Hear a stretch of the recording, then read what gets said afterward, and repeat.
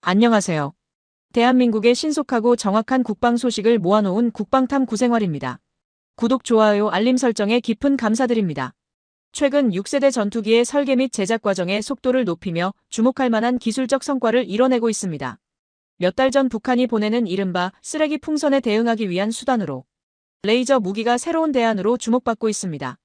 북한이 띄우는 풍선은 대개 1에서 3개씩 묶여 있으며 그 밑에는 약 10kg가량의 폐기물이 담긴 봉투가 매달려 있는 형태입니다. 해당 풍선들은 고도 약 3km 상공을 초속 5m 정도의 속력으로 이동합니다. 이 안에 담긴 물품은 대부분 생활 쓰레기지만 향후 무장 드론으로 전환될 수 있다는 가능성이 제기되며 불안감을 키웠는데요. 실제로 투하형 기폭 장치, 발열 장비, 다탄 두분리 구조 등 복잡한 기술 장치들이 확인되며 산불 유발과 군사적 도발 가능성이 있는 정황으로 해석되고 있습니다. 또한 테러도 감행할 수 있기 때문에 원천 차단에 집중했는데요. 이러한 위협에 효과적으로 대응할 수 있는 기술로 부각된 것이 바로 레이저 무기 체계입니다. 레이저 무기는 고에너지 광선을 특정 대상에 집중시켜 열에너지로 변환하고 이를 통해 표적의 작동을 방해하거나 파괴하는 원리를 기반으로 작동합니다. 우리나라는 세계에서도 손꼽히는 레이저 기반 대공 방어 시스템을 완성해 실전 배치까지 이룬 상태입니다. 국방과학연구소는 당초 목표보다 2년 빠르게 이 무기 개발을 완료했고 실험에서는 고도 3km에서 접근하는 소형 드론 30기를 모두 요격하며 성능을 입증했습니다. 국산 레이저 무기는 출력이 20kW이며 초속 30만 km의 속도로 발사되며 1회 발사에 소요되는 비용은 약 2,000원 수준으로 매우 경제적입니다. 이는 기존의 요격 시스템인 아이언돔과 비교해도 비용 대비 효율성이 매우 뛰어나 세계 방산 시장에서 막강한 경쟁력을 인정받고 있습니다. 더욱이 이 무기는 전력만 공급되면 설치 장소에 크게 제한받지 않고 운용할 수 있어 간단하면서도 성능이 우수한 방어수단으로 주목받고 있습니다. 최근 발생한 이란의 공습 상황에서 한국이 개발한 레이저 요격 체계가 실제로 사용되어 약 50만 원의 낮은 비용으로 드론 전부를 격추한 사례는 이 무기의 실용적 가치를 증명한 대표적인 사례로 꼽히고 있습니다. 한국은 전투기뿐 아니라 레이저 무기 분야에서도 차별화된 기술력을 앞세워 글로벌 방위 산업 시장에서 입지를 꾸준히 넓혀가고 있습니다. 우리나라가 레이저 무기를 빠르게 개발하게 된 배경에는 2022년 북한의 무인기가 아무런 제지도 받지 않고 서울 상공에 침투했던 사건이 결정적인 계기로 작용했습니다. 이 사건은 국방부에 상당한 충격을 안겼고 무인기 대응 체계를 신속히 구축해야 할 필요성을 절감하게 만든 중요한 분기점이었습니다. 이후 국방과학연구소는 KF-21의 차세대 모델의 레이저 무기를 탑재하여 적 무인기를 조기에 식별하고 제거하는 능력을 확보하겠다는 계획을 밝혔고 불과 2년 만에 전방부대의 실전 운용을 시작했다고 발표했습니다. 지난 3월에는 해병대 대공 레이더가 북한 상공에서 정체불명의 비행체를 포착하는 상황이 발생했습니다. 우리 군은 해당 비행체에 경고 사격을 실시했지만 별다른 반응이 없었고 즉시 레이저 무기를 가동해 표적을 격추하는 조치를 취했습니다. 또한 작년 7월 30일에는 크기 약 50cm의 드론이 공중에 떠오르는 장면이 포착되었습니다. 이 드론은 일반적으로 널리 사용되는 DJI 팬텀4 모델로 플라스틱 소재의 기체였습니다. 해당 드론은 불규칙한 경로로 비행하고 있었으며 레이저 대공무기 블록원이 목표를 향해 빛을 발사했습니다. 충청남도 태안에 위치한 ADD 안흥 시험장에서 열린 이 시연은 방위사업청이 국방부 출입기자단을 초청해 진행한 행사였습니다. 레이저 광선은 육안으로는 거의 보이지 않았지만 1초도 지나지 않아 드론이 화염에 휩싸이며 낙하했고 건물 지붕에 충돌하면서 꽤 큰 소리를 냈습니다. 시연이 종료된 후 군 관계자들은 이 레이저가 드론과 약 1km 거리에서 발사되었다고 설명했습니다. 드론의 재질이나 비행거리 등에 따라 레이저가 조사되는 시간은 다르지만 일반적으로 10초 이내에 목표를 무력화할 수 있다고 전해졌습니다. 이날 시연에선 실전 배치를 앞둔 레이저 대공무기 블록원이 사용되었으며 이는 1977년에 개봉한 영화 스타워즈 속 광선 무기가 현실에서 구현된 역사적인 순간이었습니다. 이어 10월 4일 충남 계룡대 활주로에서 열린 육군 지상군 페스티벌의 차세대 장비 전력화 행사에서는 블록원 모델이 일반 대중 앞에 처음 공개되었습니다. 이 무기체계는 하늘 천과 빛광을 조합한 천광이라는 이름을 부여받았으며 소형 무인기 및 드론을 고출력 레이저로 요격할 수 있는 최첨단 방어 시스템으로 주목을 받고 있습니다. 천광 시스템은 적 드론을 레이더로 탐지 및 추적한 후 고열의 레이저를 발사해 섭씨 700도 이상의 열을 가해 엔진을 파괴하는 방식으로 작동합니다. 현재 이 장비의 출력은 20kW급으로 북한에서 날아오는 소형 무인기를 요격하기에 충분한 성능을 갖추고 있습니다. 이러한 특성 덕분에 천광이 지닌 강점은 명확합니다. 전력만 공급되면 즉시 가동이 가능하고 한 번의 발사 비용이 약 2,000원 수준으로 매우 경제적입니다. 기존의 고가 방공 장비인 20mm 벌컨포, 30mm 차륜형 대공포, 휴대용 지대공 유도무기인 신궁, 중거리 유도체계인 천궁 등을 사용하지 않아도 효과적인 대응이 가능합니다. 참고로 신궁이나 천궁 미사일 한 발의 발사 비용은 수억 원에 이르는 것으로 알려져 있습니다. 천광은 물리적 피해를 유도하는 하드킬 개념이 적용된 레이저 기반 무기 체계입니다.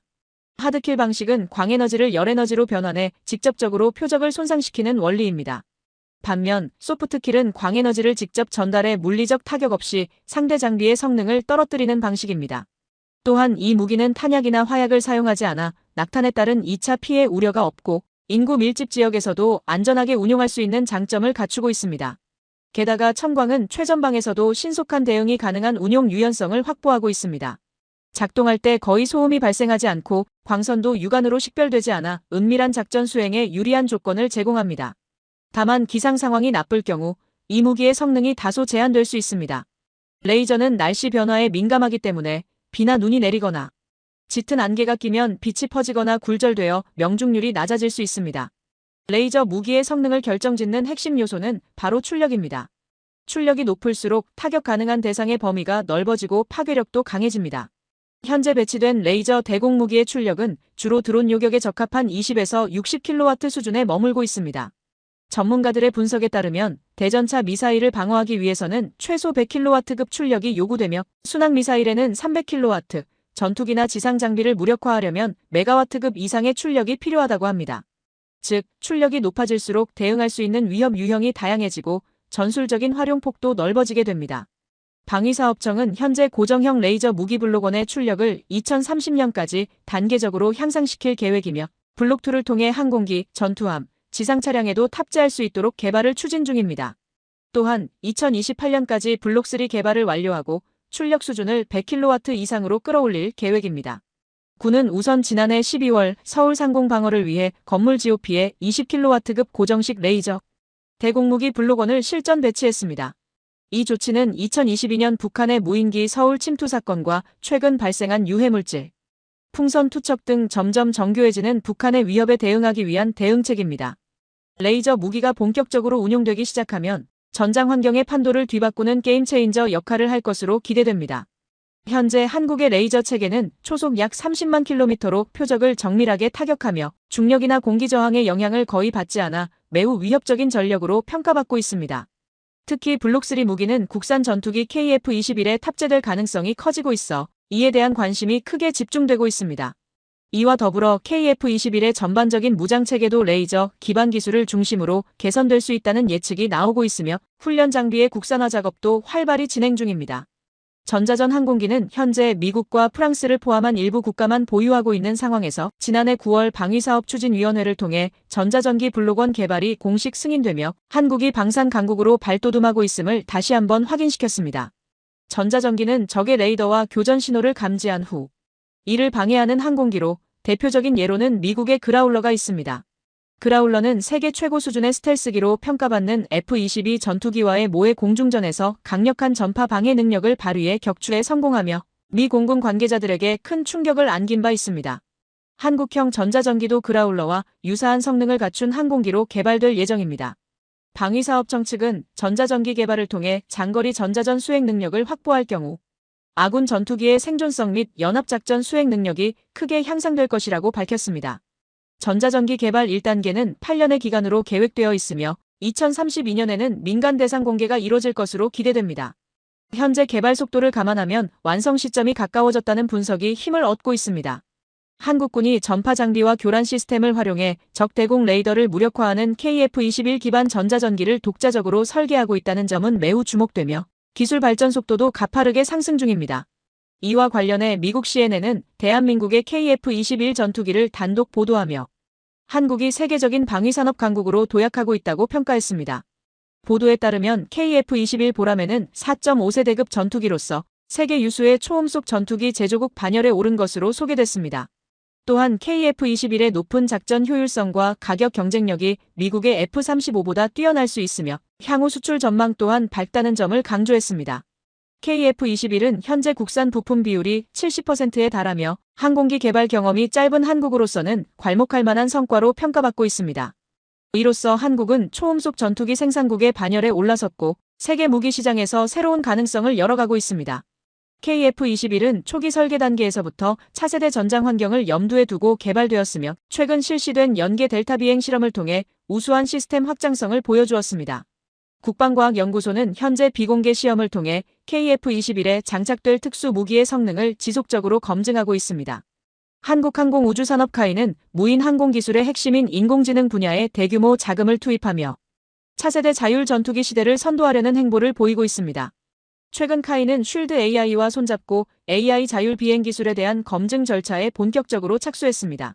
이와 더불어 AI 특화 기술을 보유한 기업 젠젠 AI에 약 60억 원을 투자하면서 인공지능 기술의 실질적 활용 가능성을 한층 더 높일 수 있을 것으로 기대를 모으고 있습니다. 오늘은 무인 전투기 운영의 핵심인 AI 조종 시스템 개발과 그보다 전략적 가치가 높은 AI 기반 전장 지휘 체계의 필요성에 대해 살펴보고자 합니다. 카이는 최근 AI 관련 기술 확보를 위해 대규모 자금 집행에 나섰습니다. AI 기반 군용 합성 데이터 솔루션을 개발하는 기업 젠젠 AI에 약 60억 원을 투자하며 지분 9.87%를 확보, 2대 주주로 올라섰습니다. 2022년 설립된 젠젠 AI는 실제 상황에서 확보하기 어려운 데이터를 고정밀로 빠르게 생성할 수 있는 생성형 AI 기술을 갖춘 전문업체입니다. 이 기업은 뛰어난 기술력을 인정받아 2024년 방산혁신기업 100대의 AI 부문으로 선정되었고 CEC 2025에서는 젠젠 스튜디오라는 합성 데이터 생성 플랫폼으로 AI 혁신상을 수상했습니다. 카이는 이번 투자로 고품질 합성 데이터를 안정적으로 확보해 향후 공중 전투 환경에서 핵심이 될 AI 조종 기술을 보다 정밀하게 고도화한다는 방침입니다. 특히 젠젠 AI의 기술을 바탕으로 데이터 수집 기간을 최대 90%까지 단축하고 비용은 절반 이상 줄여 AI 학습의 효율성과 정확도를 대폭 끌어올릴 수 있을 것으로 보입니다. 카이는 자동 표적 인식 기능을 갖춘 AI 조종 시스템을 구현하기 위해 젠젠 AI가 제공하는 다양한 합성 데이터를 적극 활용할 계획입니다. 자동 표적 인식이란 사전에 학습된 정보를 기반으로 표적을 식별하고 아군과 적군을 구분하며 감시 및 정찰 임무를 수행하는 AI 기술입니다. 젠젠 AI는 다양한 센서 특성을 반영한 데이터뿐만 아니라 기상, 시간, 계절 등 환경 조건 변화와 폭발 격추 등 확보가 어려운 특수 상황 데이터를 포함해 보다 정밀한 AI 모델 개발을 가능하게 하는 기반을 제공하고 있습니다. 카이 대표는 미래 전장에 대비하기 위해 AI 조종 기술의 수준을 빠르게 끌어올릴 것이며 이 과정에서 젠젠 AI의 기술력이 핵심적인 역할을 하게 될 것이라고 강조했습니다. 최근 카이는 차세대 공중 전투 시스템 구현을 위한 연구와 함께 1,025억 원 규모의 대규모 투자를 단행하며 다양한 첨단 기술 분야에서 역량을 빠르게 확대하고 있습니다. 카이는 차세대 전장 환경 대응의 핵심이 되는 인공지능 역량 강화를 위해 AI 빅데이터 기업인 코난 위성 영상 분석 전문 업체 메이시아 그리고 의사결정 지원용 AI 솔루션을 개발하는 펜진 등 유망한 AI 스타트업에 연이어 투자하며 독자적인 AI 기술 기반을 구축해 나가고 있습니다. 최근 카이는 자사가 개발 중인 AI 조종 시스템의 명칭을 대국민 공모전을 통해 카일럿으로 정식 확정하며 대중과의 소통에도 힘쓰고 있습니다. 카이는 무인기의 자율 비행 기능을 본격적으로 시험 검증하기 위해 본격적인 작업에 착수했습니다. 지난 19일 카이는 미국의 차세대 전투기 플랫폼인 X-62 비스타 개발에 참여했던 쉴드 AI와 공식 파트너 계약을 체결했다고 밝혔습니다. 이에 앞서 이달 5일에는 쉴드 AI와 자율 비행용 AI 소프트웨어인 하이브마인드 엔터프라이즈의 사용 계약도 완료했습니다. 이번 계약은 쉴드 AI의 국내 공식 파트너사인 퀀텀 에어로를 매개로 한 3자 협약 형태로 진행되었습니다. 쉴드 AI가 개발한 HME는 드론과 무인기들이 임무를 스스로 수행할 수 있도록 설계되고 검증된 고성능 자율비행 소프트웨어입니다. 카이는 이 프로그램을 기반으로 자체 개발 중인 AI 조종 시스템의 자율비행 능력을 테스트하고 자사의 다목적 무인기 AAP 소형 모델에 탑재해 실제 환경에서 성능을 입증할 방침입니다. 이러한 절차를 통해 카이는 AI 조종 시스템의 개발 일정을 앞당기고 전반적인 기술 완성도를 높이겠다는 전략을 세우고 있습니다. 또한 카이 소속 엔지니어들은 약 4개월간 미국 샌디에이고에 위치한 쉴드 AI 본사를 방문해 현장 교육을 수료하고 소프트웨어 적용 방안에 대해 협의를 진행할 예정입니다. 지난해 카이는 다목적 무인기 축소형 기체에 AI 조종 기능을 탑재해 자동 항법, 장애물 회피, 표적 인식과 같은 주요 기능들을 실제 비행 환경에서 검증하겠다는 계획을 내놓았습니다. 더불어 지난해 안에 출시될 예정인 AIP 플랫폼에도 AI 조종 시스템이 탑재되어 본격적인 운영이 준비되고 있습니다. 카이의 무인 전투기 개발 프로젝트는 명확한 로드맵에 따라 순차적으로 진행되고 있습니다. 현재 개발 중인 다목적 무인기 AAP는 카이의 전액 자체 투자로 개발이 이루어지고 있으며 전장 3.1m, 폭 2.2m, 무게는 150에서 250kg 수준의 소형 제트형 무인기로 설계되었습니다. 이 무인기는 최대 속도 마하 0.6 수준으로 설계되어 있으며 지난해 중 첫 비행 테스트를 목표로 하고 있었습니다. AAP는 다양한 작전에 활용될 수 있도록 설계된 다기능 무인기로 필요에 따라 타격, 전자전, 감시정찰, 기만 임무 등을 수행할 수 있는 여러 장비를 장착할 수 있습니다. 카이는 먼저 KF-21 전투기의 유무인 연동 데이터 링크 기술을 적용하고 이를 AAP와 연계하여 운영하는 NACS-1 체계를 구축 중입니다. 후속 단계인 NACS-2에서는 AAP뿐만 아니라 무인 전투기와 위성 시스템까지 연계한 통합작전 체계로 확장될 것으로 예상됩니다. AAP가 소모성 임무에 투입되는 일회용 플랫폼이라면 무인 전투기는 반복 운용이 가능하며 AAP보다 월등한 전투 능력을 갖추게 될 예정입니다. 이 무인 전투기는 미국의 6세대 전투기 계획에서 제시된 무인 편대기 운용 개념과 유사하다는 평가를 받고 있으며 현재 대한항공이 개발 중인 저피탑 무인 편대기보다 훨씬 대형 플랫폼으로 분류됩니다. 설계 기준에 따르면 이 무인 전투기는 동체 길이 12.2m, 날개폭 9.6m이며 최대 속도는 마하 0.9 수준에 이를 것으로 보입니다. 무장과 연료를 모두 탑재한 상태에서의 총 중량은 약 9,730kg에 달합니다. 카이가 개발 중인 이 무인 전투기는 F414급 터보팬 엔진을 장착할 예정으로 현재 운용 중인 FA50보다 한층 우수한 기동력을 발휘할 것으로 기대됩니다. 무인 전투기는 다목적 무인기 AAP의 임무를 보완하며 함께 작전을 수행하고 작전 후 반드시 회수되어야 하기에 고성능과 고내 구성 중심으로 개발되고 있습니다. 카이 AI 항공전 연구센터장은 자사가 자체 개발 중인 AI 파일럿 기술을 다양한 방식으로 신속히 검증하고 이를 세계 최고 수준으로 끌어올릴 계획이라고 밝혔습니다. 미래의 전장에서 가장 중요한 요소는 AI 기반 전장 통제 시스템이며 이 체계가 갖춰져야만 첨단 무기 체계를 효과적으로 운영할 수 있습니다. 각각의 무기 플랫폼에 AI를 장착하더라도 전장을 통합적으로 관리하지 못하면 더 많은 장비 투입이 요구되며 전투 효율성은 오히려 떨어질 수 있습니다. 아무리 성능이 뛰어난 6세대 전투기를 갖췄다 하더라도 이를 제대로 통제하고 운영할 전장관리 역량이 부족하다면 체계화된 전장 시스템을 갖춘 4.5세대 전투기보다 실전 활용도가 낮을 수 있습니다. 이러한 전장 지휘 기술 분야에서 미국이 이미 앞서 나가고 있는 만큼 우리 역시 이 시스템 구축의 중요성을 인식하고 본격적인 개발에 착수해야 할 시점입니다. 정작 중요한 것은 KF-21 블록3를 단순히 차세대 기종으로 만드는 것이 아니라 이 전투기를 어떤 작전 체계 안에 통합하고 연결할지를 결정하는 것이 핵심 과제가 될 것입니다. 마지막 뉴스 보도해드리며 영상 마치겠습니다. 트럼프는 중국을 제외한 모든 국가에 대해 상호관세를 90일간 유예한 결정의 배경으로 금융시장의 부정적인 반응을 고려했음을 말해줬는데요.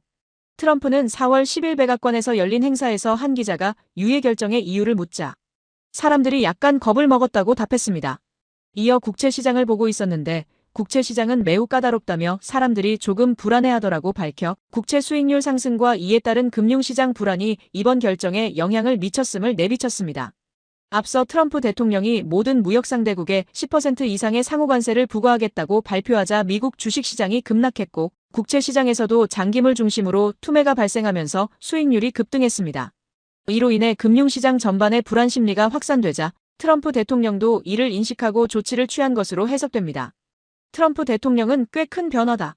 내가 생각하는 단어는 유연성인데 우리는 유연해야 한다고 덧붙였습니다. 그의 관세 유예 발표 이후 뉴욕 증시는 극적인 반등을 보였습니다. 스탠더드 앤 푸어 500 지수는 9.52% 급등한 5,456포인트로 장을 마감했으며 이는 2008년 금융위기 이후 단일 거래일 기준 최대 상승폭이자 2차 세계대전 이후 세 번째로 큰 상승폭입니다. 다우존스 산업평균지수는 2,962포인트 급등한 40,608포인트를 기록했으며 이는 2020년 3월 코로나 팬데믹 초기 이후 가장 높은 하루 상승률입니다. 기술주 중심의 나스닥 종합지수는 12.16% 급등한 17,124포인트로 마감하며 2001년 이후 최대 상승폭이자 역사상 두 번째로 큰 폭의 상승세를 나타냈습니다. 이번 트럼프의 발언은 관세 정책이 단순한 무역 전략을 넘어 금융시장 전반에 미치는 영향까지 고려한 결정임을 보여주는 대목으로 평가되고 있습니다. 지금까지 국방탐 구생활 시청해주셔서 감사합니다. 구독, 좋아요, 알림 설정을 통해 항상 새로운 소식을 받아보세요. 즐거운 하루 보내세요.